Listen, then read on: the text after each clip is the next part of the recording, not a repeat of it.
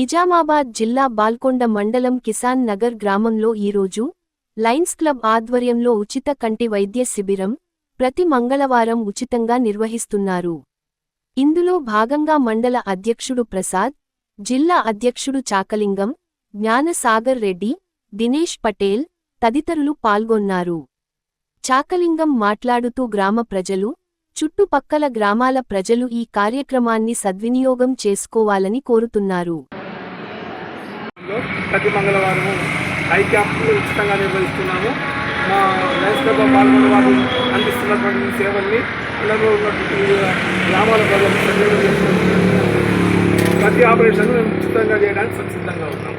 ఈ అవకాశాన్ని మండల ప్రజలందరూ సద్వినియోగం చేసుకోవాల్సిందే విజ్ఞప్తి. మరిన్ని అప్డేట్స్ కోసం మా ఛానల్ని సబ్స్క్రైబ్ చేయండి.